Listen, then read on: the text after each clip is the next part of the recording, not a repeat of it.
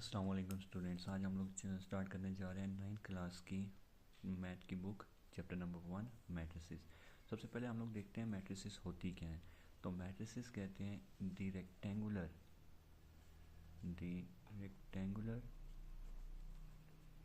Arrange array array कहते हैं arrangement को।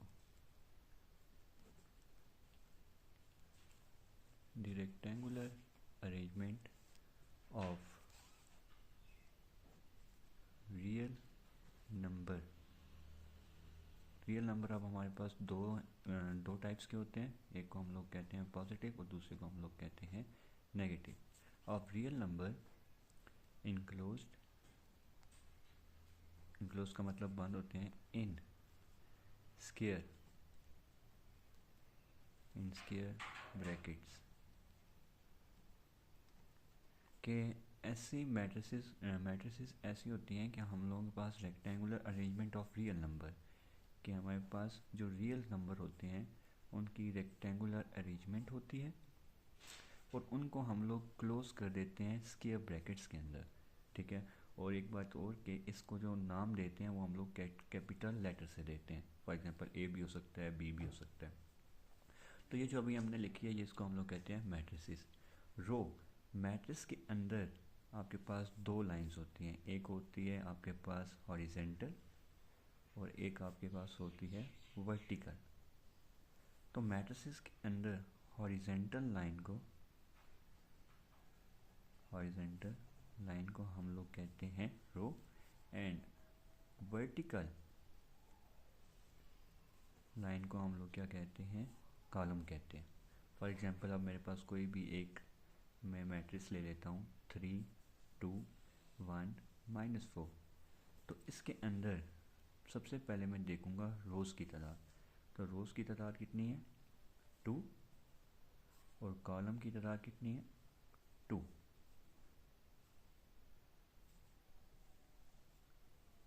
तो ये हमने देख लिया कि हमारे पास जो रो और कॉलम कैसे दिखते हैं किसी भी मैट्रिसेस के अंदर। तो अब हम लोग स्टार्ट करते हैं एक्सरसाइज 1.1 जिसका पहला क्वेश्चन है which of the following are square and rectangular matrices. Square matrix वो मैट्रिक्स होती है जिसका ऑर्डर हमारे पास क्या होता है, सेम होता है। स्क्वायर मैट्रिक्स वो होती है जिसका हमारे पास सेम ऑर्डर हो, लाइक नंबर ऑफ रोज और नंबर ऑफ कॉलम की तादाद क्या हो, सेम हो, 2/2। तो ये हमारे पास कौन सी मैट्रिक्स हो जाएगी, स्क्वायर मैट्रिक्स हो जाएगी। रेक्टेंगुलर मैट्रिक्स हमारे पास 2/3 कि नंबर ऑफ रोज और नंबर ऑफ कॉलम की तादाद क्या हो, सेम ना हो। ए हमारे पास कौन सी मैट्रिक्स है, अगर मैं इसकी पहले ऑर्डर लिखना चाहूँ, ऑर्डर ऑफ ए, तो हमारे पास इसका ऑर्डर क्या है 2, number of rose and number of column 2। तो ये हमारे पास कौन सी मैट्रिक्स होगी, स्क्वायर मैट्रिक्स। ठीक है, ये हमारे पास स्क्वायर मैट्रिक्स हो गई। बी की बात करें तो इसके अंदर नंबर ऑफ रोज 2 हैं और नंबर ऑफ कॉलम्स कितने हैं, 3 हैं। तो देखें नंबर ऑफ रोज और नंबर ऑफ कॉलम की तादाद डिफरेंट आ रही है, तो इसको हम लोग क्या कहेंगे, रेक्टेंगुलर मैट्रिक्स। ये रेक्टेंगुलर मैट्रिक्स हो जाएगी। ठीक है। सी की अगर बात करें तो सी के अंदर 3/3, तो ये कौन सी मैट्रिक्स होगी, स्क्वायर मैट्रिक्स होगी। फिर अगर हम लोग बात करें -5 की, तो इसके अंदर एक रो है और एक ही कॉलम है। तो यहाँ पे भी नंबर ऑफ रोज और नंबर ऑफ कॉलम क्या है, सेम है। तो आ रहा है 1/1। तो ये भी कौन सी मैट्रिक्स होगी, स्क्वायर मैट्रिक्स होगी। अगर मैं बात करूँ ई की, तो ई के अंदर 1/2 है। तो ये आपके पास कौन सी मैट्रिक्स होगी, रेक्टेंगुलर मैट्रिक्स होगी। इसका जो क्वेश्चन नंबर 1 का जो लास्ट पार्ट है वो ई। इसके अंदर जो अगर आप लोग देखें नंबर ऑफ रोज 2 हैं और नंबर ऑफ कॉलम कितने हैं, 1 है। तो ये आपके पास कौन सी मैट्रिक्स होगी, रेक्टेंगुलर मैट्रिक्स। ठीक है। क्वेश्चन नंबर 2 के अंदर कहता है list order of the matrices के नंबर ऑफ रोज और नंबर ऑफ कॉलम की तादाद बतानी है। जो हमारे पास जनरल फार्मूला होता है, जनरल फार्मूला जो हमारे पास होता है वो होता है order is equal to m/n। m जो होता है वो रोज को रिप्रेजेंट करता है और जो n होता है वो कॉलम को रिप्रेजेंट करता है। ठीक है। तो तो हम लोग m/n की फॉर्म में लिखेंगे। Order of A is equal to, तो सबसे पहले क्या काउंट करनी है, रोज़ काउंट करनी है। तो अब यहाँ पे अगर हम लोग रोज़ काउंट करें तो हमारे पास कितनी रोज़ आ जाती हैं, 2, और हमारे पास कॉलम कितने आ जाते हैं, 1 2 3। तो यहाँ पे आ जाएगा 2/3। हमने इस तरह इनका ऑर्डर बताना है। b इक्वल टू -4, तो इसका ऑर्डर हमने पिछले वाले क्वेश्चन में भी देखा था कि order of b is equal to, अगर एक ही एलिमेंट आ जाए तो उसको हम लोग रो में भी काउंट करते हैं और उसको हम लोग कॉलम में भी काउंट करते हैं। तो इसका ऑर्डर आ जाएगा 1/1। c का जो ऑर्डर है, order of c equal to वो हो जाएगा 2/3। 2 आपके पास रोज़ हैं और 3 आपके पास क्या हैं, कॉलम है। तो इस तरह हम लोग लिखेंगे 2/3। Next question, question number f, इसका भी हमने ऑर्डर लिखना है। तो order of f is equal to, आपके पास कितनी रोज़ हैं, 1 2 3, 3 रोज़ आ गई, बाय 1 2, 2 कॉलम आ गया, तो 3/2। e इज़ इक्वल टू 3 2, तो e order of e is equal to 1/2। आपके पास 1 रो है और आपने कितने कॉलम में, 2 कॉलम है, ठीक है। d is equal to, order of d is equal to, rows की देखते हैं तादाद कितनी है, 3, और कॉलम की तादाद हमारे पास कितनी आ गई, 1 2 3, तो 3/3 इसका क्या हो जाएगा, ऑर्डर हो जाएगा। नेक्स्ट क्वेश्चन है हमारे पास, if a is equal to 3 2 -4 -2 5, हमारे पास कोई भी एक मैट्रिक्स है। कहता है फाइंड a12। a12 के अंदर अगर मैं आपको यहाँ पे दिखा सकूँ, ये जो मैंने मैट्रिसेस बनाई हुई है कि a11 मेरे पास फर्स्ट पोजीशन होगी, a12 मेरे पास सेकंड पोजीशन होगी। अब मुझे कैसे मालूम है, अब मुझे मालूम है जब मैं लिख रहा हूँ a12, तो फर्स्ट में बात कर रहा हूँ रो की और सेकंड में बात कर रहा हूँ कॉलम की। तो फर्स्ट रो के अंदर और सेकंड कॉलम के अंदर कौन सा एलिमेंट आ रहा है, ठीक है। यहाँ पे अगर मैं इसको सॉल्व करूँ तो a12 इक्वल टू, तो first row second column, first row second column, तो सेकंड कॉलम के अंदर कौन सा एलिमेंट आ रहा है, 2 आ रहा है, तो ये मेरा आंसर हो जाएगा। a23 second row third column, तो कौन सा नंबर एलिमेंट आ जाता है, 0 आ जाता है। फिर a32 के अंदर थर्ड रो सेकंड कॉलम, तो थर्ड रो सेकंड कॉलम, तो हमारे पास कौन सा एलिमेंट आ गया, 1 आ गया। फिर a43 fourth row third column, तो हमारे पास कौन सा एलिमेंट है, 6 एलिमेंट है। हमने इसकी पोजीशन बतानी थी। a13 first row third column, तो हमारे पास कौन सा एलिमेंट आ गया, -4। a33 ए थर्ड रो थर्ड कॉलम, तो हमारे पास कौन सा एलिमेंट आ गया, 5 आ। तो ये एक्सरसाइज 1.1 का क्वेश्चन नंबर 3 था। बहुत इजी है और ये इम्पोर्टेंट भी है क्योंकि आपको पोजीशन का मालूम होना चाहिए कि पोजीशन इसके अंदर क्या है। नेक्स्ट क्वेश्चन है, which of the following matrices are equal, कौन सी मैट्रिसेस इक्वल हैं। तो हम लोग देखेंगे अगर मेरे पास ए मैट्रिक्स है, ए इज़ इक्वल टू 2 5 1 3, तो दूसरी मैट्रिक्स में देखूंगा कि जिसकी पोजीशन फर्स्ट पोजीशन के अंदर 2 ही होना चाहिए, सेकंड पोजीशन के ऊपर 5 और थर्ड पोजीशन के ऊपर 1 और फोर्थ पोजीशन के ऊपर 3। अब 2 को 1 + 1 भी लिखा जा सकता है, होता तो 2 ही है, ठीक है। तो हम लोग देखते हैं कि कौन सी इसके अंदर इक्वल आ जाती है। अगर हम लोग बी की बात करें तो हमारी यहाँ पे फर्स्ट पोजीशन में 2 है, यहाँ पे भी 2 है, यहाँ पे भी 5 है, यहाँ पे भी 5 है। लेकिन अगर यहाँ पे देखें तो 4 है, लेकिन हमें क्या मिल रहा है, 1। तो ए इक्वल नहीं है किसके, बी के। लेकिन अगर सी की बात करें तो यहाँ पे 2, यहाँ पे भी 2, 1 + 1 2, 3 + 2 5, 3 + 2 5 1 4, लेकिन यहाँ पे हमें 4 नहीं चाहिए था, हमें तो 1 चाहिए। फिर अगर डी की बात करें 2 2 1 1, 4 + 1 5, 4 + 1 5, 3 3, तो ए किसके इक्वल आ गया, ए इक्वल आ गया डी के।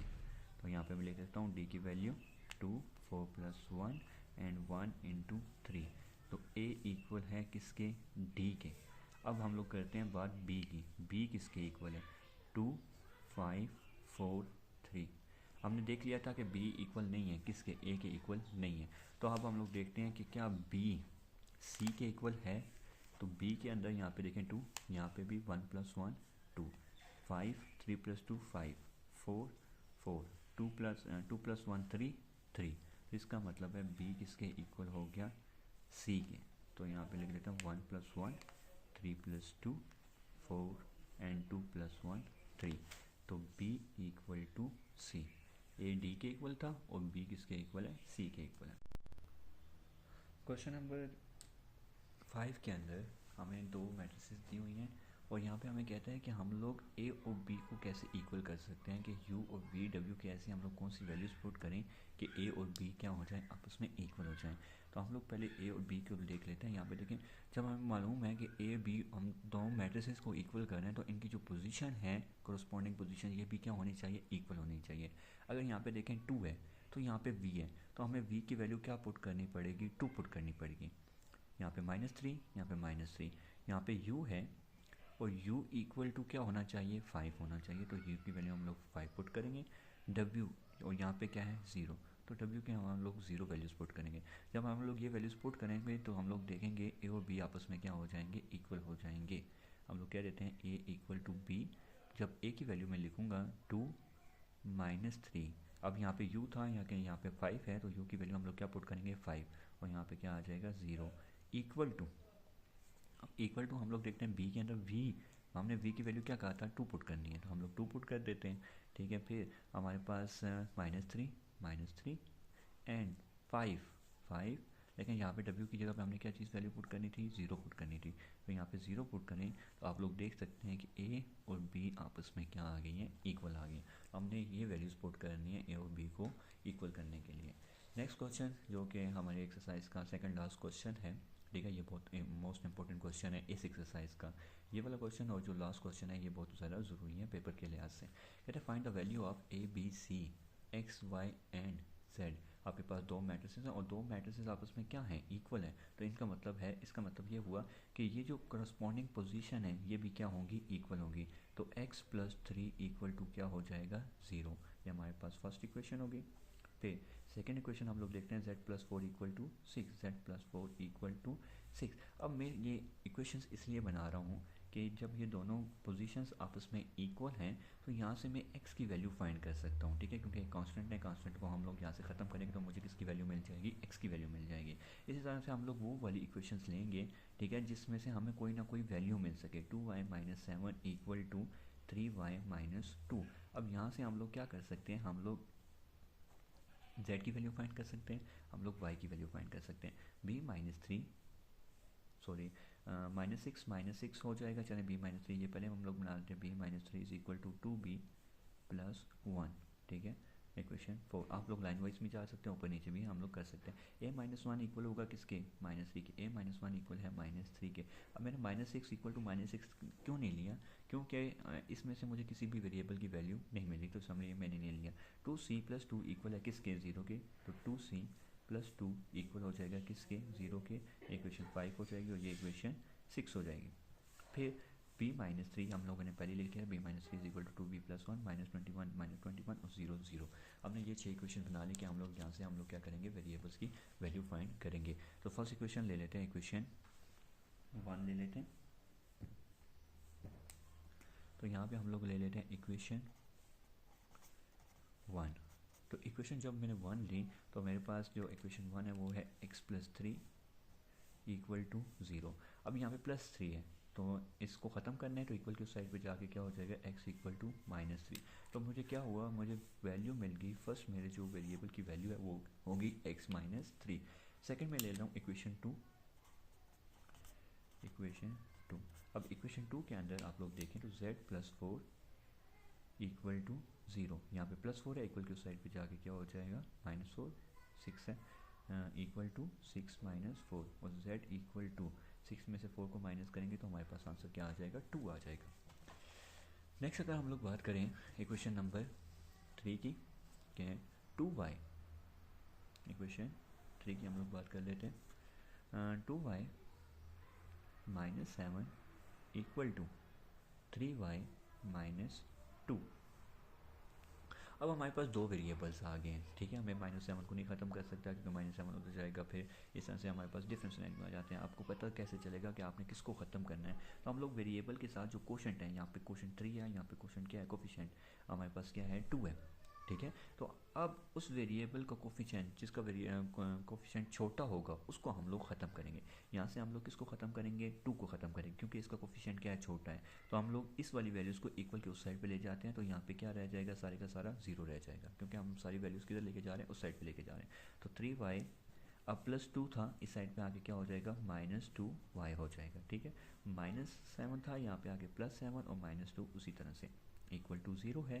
3 में से 2 को निकालेंगे तो y आ जाएगा, 7 में से 2 को निकालेंगे तो प्लस क्या आ जाएगा, 5 आ जाएगा क्योंकि दो साइन डिफरेंट हो, वैल्यूज़ क्या हो जाती हैं, माइनस हो जाती हैं। तो y इक्वल टू क्या आ गया, -5। यहाँ तक बात समझ आ गई, ठीक है। हमने y की वैल्यू ऐसे फाइंड की। नेक्स्ट हम लोग देखते हैं इक्वेशन नंबर 5। इक्वेशन नंबर 5 के अंदर है a-1 equal to -3, a-1 equal to -3। ये हमारे पास कौन सी इक्वेशन थी, इक्वेशन 5। तो इक्वेशन 5 के अंदर से हम लोग देख लेते हैं कि -1 है, इस साइड पे जाके क्या हो जाएगा, +1। तो -3 + 1 ए इक्वल टू क्या हो जाएगा, -2। दो साइन डिफरेंट हो, वैल्यूज़ हमेशा माइनस होती हैं, वो बड़ी वैल्यू का साइन आता है। तो यहाँ पे बड़ी वैल्यू का साइन मेरे पास क्या था, माइनस था। लेकिन अब हम लोग देखते हैं क्वेश्चन नंबर 6।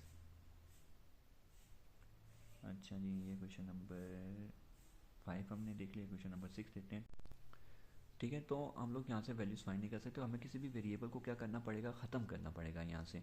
तो हम लोग वेरिएबल को ख़त्म करने के लिए क्या करते हैं, हम लोग इक्वेशन सब्ट्रैक्ट करते हैं, सब्ट्रैक्ट इक्वेशन 1 एंड 2। इक्वेशन 1 में से इक्वेशन 2 को क्या करते हैं, सब्ट्रैक्ट करते हैं। अब मैं सब्ट्रैक्ट क्यों कर रहा हूँ, मुझे मालूम है कि सब्ट्रैक्ट के अंदर साइन चेंज होंगे सेकंड वैल्यू के, और यहाँ पे +b है तो -b हो जाएगा, +b और -b आपस में क्या हो जाएंगे, कैंसिल हो जाएंगे। तो हम लोग सब्ट्रैक्ट करते हैं, यहाँ पे आ जाएगा a + b इक्वल टू -1, फिर +b है तो यहाँ पे +b मैं लिख देता हूँ, फिर +2c है तो मैं यहाँ पे लिख देता हूँ +2c। अब आप लोग एक चीज़ नोट कर सकते हैं कि मैंने +2c को a के नीचे नहीं लिखा। क्यों नहीं लिखा, क्योंकि ये लाइक टर्म्स नहीं है। अगर ये लाइक टर्म्स नहीं है तो वो एक दूसरे के नीचे नहीं आ सकती, ठीक है। इक्वल टू क्या था हमारे पास, 4, तो यहाँ पे मैं लिख देता हूँ 4। अब मुझे मालूम है कि सब्ट्रैक्ट के अंदर साइन क्या होते हैं, चेंज होते हैं। तो मैं इनके साइन चेंज करता हूँ, माइनस माइनस, यहाँ पे प्लस, किस में चेंज हो गया, माइनस में। +b और -b आपस में क्या हो जाएंगे, कैंसिल। तो हमारे पास आ जाएगा a-2c, a-2c इक्वल टू -5। इसको मैं नाम देता हूँ अपनी इक्वेशन नंबर 5 का, ठीक है। क्वेश्चन नंबर 5 का नाम दे दिया। अब आप लोग देखें, अगर मैं इक्वेशन 3 और 4 को ऐड करूं, d और d आपस में क्या हो जाएंगे, कैंसिल हो जाएंगे, क्योंकि प्लस के अंदर साइन चेंज नहीं होते। तो मुझे क्या करना पड़ेगा, ऐड इक्वेशन 3 एंड 4। तो इक्वेशन 3 और 4 को हम लोग क्या कर लेते हैं, ऐड कर लेते हैं। तो यहाँ पे हो जाएगा 2c + d इक्वल टू 8, फिर 2a - d is equal to 0। इनको हम लोगों ने क्या करना है, ऐड करना है। तो 2c, d और d आपस में क्या हो जाएंगे, कैंसिल। क्या रह जाएगा, 2c + 2a इक्वल टू 8। अब आप लोग अगर अपनी इक्वेशन नंबर 5 और इक्वेशन नंबर 6 को देखें, तो यहाँ पे 2c है और यहाँ पे -2c है, यहाँ पे +2 है, +2c। तो अगर मैं दोबारा से इनको इक्वेशन को ऐड करूँ, 2c के साथ कैंसिल हो जाएगा, सिर्फ और सिर्फ मेरे पास कौन सा वेरिएबल रह जाएगा, a। जब मेरे पास एक इक्वेशन के अंदर एक ही वेरिएबल रह जाएगा तो मुझे वैल्यूज फाइंड करना क्या हो जाएगा, आसान हो जाएगा मेरे लिए। तो मैं क्या करता हूँ, इक्वेशन 5 और इक्वेशन 6 को क्या कर देते हैं, ऐड कर देते हैं। Add equation 5 and equation 6। तो हमारे पास 5 की वैल्यू क्या आई थी, हमारे पास 5 की वैल्यू आई थी a - 2c equal to -5। a - 2c equal to -5 हमारे पास ये वैल्यू आई थी। फिर हमारे पास आई थी 2c + 2a, 2c + 2a, इसके साथ साइन क्या था, प्लस का साइन था, ये प्लस का साइन था, इक्वल टू 8। यहाँ पे हम लोग प्लस कर लेते हैं, +8 था, ये +8 था। अच्छा, अब यहाँ पे हम लोग जब प्लस करेंगे ये और ये आपस में क्या हो जाएंगे, कैंसिल हो जाएंगे। तो हमारे पास रह जाएगा 3a इक्वल टू, यहाँ पे +8 है, यहाँ पे -5 है। क्योंकि दो साइन डिफरेंट हो, वैल्यूज़ माइनस होती हैं, तो 8 में से 5 को माइनस करेंगे 3 और बड़ी वैल्यू का साइन आएगा जो कि प्लस का है। तो यहाँ पे हो जाएगा 3a equal to 3a equal to 3। तो यहाँ पे 3 मल्टीप्लाई हो रहा है, इस साइड पे जाके क्या हो जाएगा, डिवाइड हो जाएगा। तो a इक्वल टू 3/3 और 3 में से 3 को कैंसिल करें तो हमारे पास क्या आ गया, a इक्वल टू 1 आ गया। अब आप लोग देख सकते हैं कि मुझे एक वैल्यू मिल गई है, ठीक है। अब मैं क्या करूँगा, अपनी इन इक्वेशंस में वैल्यूज़ पुट करता जाऊँगा तो मुझे वैल्यूज़ मिलती जाएंगी। अब मैं a की वैल्यू इक्वेशन 1 में पुट करता हूँ, ठीक है। यहाँ पे भी पुट कर लेता हूँ कि आपको आराम से समझ आ जाए, ठीक है। a की वैल्यू में पुट करूँ अगर, तो क्या करते हैं, a की वैल्यू पुट करते हैं तो हमें किसकी वैल्यू मिल जाएगी, b की वैल्यू मिल जाएगी, a + b इक्वल टू -1। तो putting for b, putting values in equation 1, तो इक्वेशन 1 के अंदर पुट करते हैं तो a + b equal to -1, a + b equal to -1। तो यहाँ पे a की वैल्यू पुट करेंगे 1 + b equal to -1, b equal to -1, b equal to -2, ठीक है। देखें अब मुझे एक वैल्यू मिली, a की वैल्यू मिली, तो मैंने क्या किया, इसके अंदर इक्वेशन 1 के अंदर पुट किया तो मुझे किसकी वैल्यू मिल गई, b की वैल्यू मिल गई। अब उसने हमें 4 कहा था, a b c और d की वैल्यू फाइंड करनी है, जिसमें से मुझे 2 मिल गई हैं, ठीक है। अब हम लोग क्या करते हैं, b की वैल्यू, जब मैं b की वैल्यू इसके अंदर पुट करूँगा तो मुझे किसकी वैल्यू मिल जाएगी, c की वैल्यू मिल जाएगी। b + 2c equal to 4 for c के लिए हम लोग काम कर रहे हैं। b + 2c equal to c की वैल्यू फाइंड करने के लिए हम लोग इक्वेशन नंबर 3 के अंदर b की वैल्यू पुट करेंगे। b + 2c हमारे पास क्या था, इक्वल टू 4 था। तो जब हम लोग b की वैल्यू यहाँ पे पुट करेंगे, -2 + 2c इक्वल टू 4 हो जाएगा, ठीक है, क्योंकि हमने b की वैल्यू ऊपर फाइंड कर ली थी। तो यहाँ पे जब हम लोग पुट करेंगे तो -2 इस साइड पे जाके क्या हो जाएगा, +2, 2c इक्वल टू 4 + 2, 4 + 2 किसके इक्वल होता है, 6 के। 2c यहाँ पे 2 मल्टीप्लाई हो रहा है, इस साइड पे जाके क्या हो जाएगा, डिवाइड हो जाएगा। c equal to 6/2, 2 1 is 2, 2 3 are 6, तो हमारे पास हो जाएगा c इक्वल टू 3। अब हमारे पास c की वैल्यू भी आ गई, हमने तीन वेरिएबल्स फाइंड कर लिए, a b c, ठीक है। अब d की बारी आ जाती है। फॉर d हम लोग कोई भी एक इक्वेशन ले लेते हैं, थर्ड भी ले लेते हैं, फोर्थ भी ले सकते हैं, ठीक है, कोई सी भी एक इक्वेशन ले लेते हैं। तो यहाँ पे हमारे पास इक्वेशन थी 2a - d equal to 0। For d 2a - d equal to 0। तो हम लोग क्या करेंगे, a की वैल्यू पुट करेंगे। a की वैल्यू हमारे पास क्या आई थी, 1 आई थी, ठीक है। हमारे पास a की वैल्यू 1 आई थी, a की वैल्यू 1 पुट करते हैं। 2 1 is 2 - d equal to 0, 2 1 is 2 - d equal to 0, ठीक है। यहाँ पे +2 है, ठीक है, इक्वल की साइड पे जाके क्या हो जाएगा, -2, d -d equal to -2, d equal to minus के साथ कैंसिल होकर क्या आ जाएगा, 2 आ जाएगा। तो ये हमने एक एक्सरसाइज 1.1 सॉल्व कर ली है, ठीक है। उम्मीद करता हूँ कि आपको समझ आई होगी। अगर किसी का कोई क्वेश्चन हो, ठीक है, तो वो मुझसे डायरेक्ट रब्ता कर सकता है, नीचे कमेंट कर लें, ठीक है। मैं इंशाल्लाह आपके कमेंट का जवाब दूंगा। और हम लोग बहुत जल्द एक्सरसाइज 1.2 स्टार्ट करने वाले हैं। अगर 1.1 में कोई मसला है तो प्लीज़ ज़रूर बताइएगा।